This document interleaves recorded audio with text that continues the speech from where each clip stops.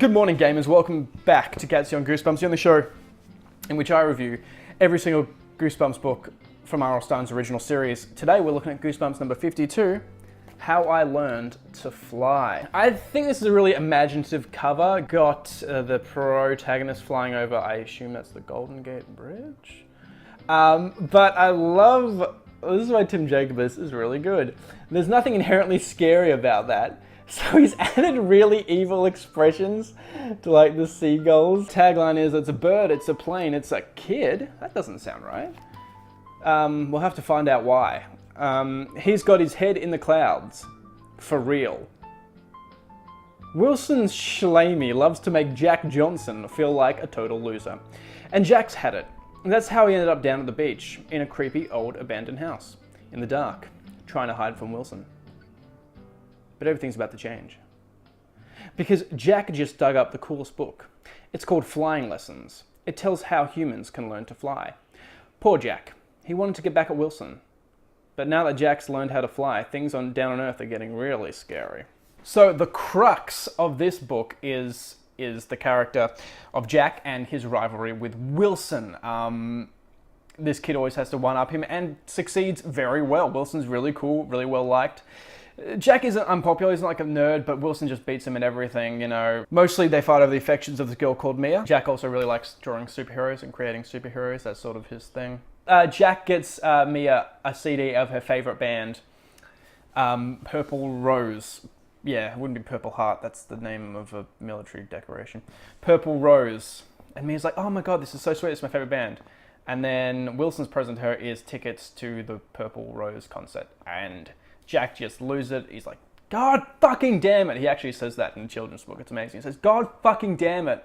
And he just runs out of the party. He's like, friends try to like come after him. He just runs. And he's like, oh, where do I hide? And he hides in his old abandoned house that is on the block, I guess. Falls down into the basement. And in the basement, there is this book called Learning How to Fly. Flying Lessons, whatever it was called. And, you know, he sort of forgets about it, but like he, you know, sneaks back home and he's like, oh, I still got the book. And then I think out of boredom or like frustration with Wilson, he doesn't want to go play with Wilson and Mia because he'll one-up him again. So he just like starts reading the book. He's like, this will be a laugh. Gives him all these lists of exercises to do to like warm up to flying, and he does them. And then it's got this mixture that he has to make featuring the key ingredient of yeast because yeast rises. I thought that was quite humorous.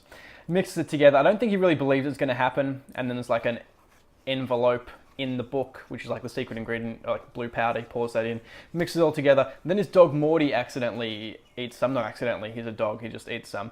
And Morty starts to like fly away. And he's like, holy crap, it works. I've got to save my dog. So he eats some of the mixture as well, and he goes and saves his dog. Guess what? Jack Johnson is now flying. What the heck? So he knows how to fly now, and his one thought is, I'm going to use this to impress Mia.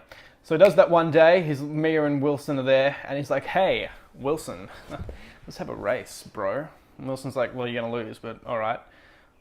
On your marks, get set, go. Jack starts flying, and then he looks behind him, and Wilson is flying as well. And he's really pissed off, and they finally land. Mia's like, what's going on? And he's like, oh yeah, Jack had this book on how to fly. And he saw him like put it in the bin or something, and like he stole his flying book essentially. Well, he threw it away, I guess. Jack's pretty pissed because and he's like, wow, even when I learn how to fly, Wilson still does it better. And then the next day, Wilson organizes a race in the gym between him and Jack in front of the whole school. Jack should have been like, no, I'm not going to do this, but I guess he's like, me, I have no choice, I have to race. So yeah, they have a race and Wilson wins that again. But now, guess what, the whole school knows that they fly, spreads to like the local news, to like government scientists. Everyone's doing all these tests on Jack and Wilson. And it sort of becomes about, you know, how he's struggling to deal with this fame, you know, he's got no time to hang out with his friends because all these government scientists want to like ask him questions and do tests on him. You know, they start intimidating. He's like, you know how to fly. What was in the secret recipe? Tell us.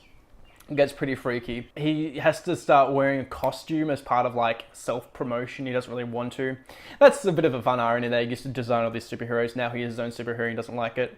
You know, he's doing restaurant openings and like advertising, which is crazy because, you know, he knows how to fly, and he looks on TV, and Wilson's got his own like TV show of him like rescuing people, which you don't need to learn how to fly to do. You can just do that with special effects. I don't know, it seems like a big waste of like, you know, two people defying the laws of physics, restaurant openings and television shows. Like, I guess, yeah, the army is probably right to do some more tests. Then his dad's like, this is one more race organized between you and Wilson. Let's do it. If you win, you get $1 million. He's like, maybe I can finally beat Wilson. I can finally do it. If I could just win this final race, I'll be better than him once and for all. He has to fly up to the Hollywood sign or something. The race comes and Jack can't fly. He tries to take off, it's not happening. He's lost his ability to fly. Gonna read you the final chapter, if I may, because I think it's quite poignant. The chapter 30 ends with, Wilson wins again, I told myself. Wilson wins again. Chapter 31. As the summer passed, we didn't see much of Wilson. He was busy flying all the time. His TV show was on every week, and he made dozens of flying appearances all over the country. In the fall, he had to leave Malibu Middle School because he was always traveling, always making flying appearances, always working, on the run. I saw on the TV news that the army follows him wherever he goes, doing experiments on him, trying to figure out how to get other people to fly. When Wilson is at home, he's too tired to see his old friends. Mia says it doesn't matter. She says hanging out with me is much more fun. I'm back to my old normal life. Morty is too.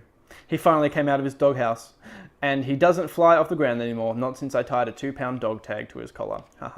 Ethan and Ray and I are going to a Lakers game tonight. And tomorrow, Mia invited me to go to a Purple Rose concert with her. Next weekend, we're taking tennis lessons together. Ooh. We never talk about the big race and how Wilson won. We never talk about flying at all. I've kept my secret from Mia. I've kept my secret from everyone. I've never told anyone that I can still fly. I've never told anyone that I only pretended to lose my flying ability that morning of the race. Yes, you heard me. I only pretended. I let Wilson win the race. Why? Because I knew that was the only way I could win. That was the only way I could get all those thousands of people out of my life. It was the only way I could get back my friends. The only way I could get my normal life back. The only way I could be happy. I told you, I'm not the kind of kid who likes to enter contests. I don't like to compete. I don't care about winning. So I'm really lucky. Because even though I don't care about winning, I won after all. Sometimes, very late at night, I sneak out of the house and I fly over Malibu, high over the ocean. I gaze down on the waves sparkling in the moonlight. I soar with the winds and sail up toward the moon, feeling the cool ocean breezes on my face. And I think about how lucky I am, and how smart. And I wish Wonder Wilson a lot of luck. Really. That's beautiful. He finally wins by losing, you know? He finally decides what's important for him. I think that's great. I think it's genuinely, quite poignant. We should all learn a little something from Jack Johnson. Singer-songwriter Jack Johnson. You know, How I Learned to Fly is probably not going to be a Goosebumps book many people remember. You know, there was no TV episode made out of it. No supernatural enemy, I guess. The enemy, in this case, is, I guess, jealousy and competitiveness. And, you know, this is a Goosebumps book where the enemy is the price of fame, which is incredibly poignant for a Goosebumps book.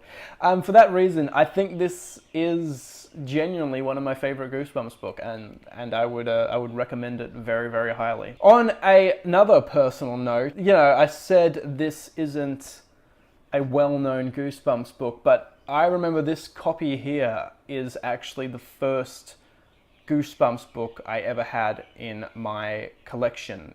I remember going to the bookstore and Mum buying one for me and for my older brother. I don't know why I chose this one. Again, you know, not even a particularly scary cover, but yeah, this is the first book of my Goosebumps collection, and yeah, so much of all this. Yeah, I owe it to Goosebumps number 52, How I Learned to Fly. Well, that's all for this week.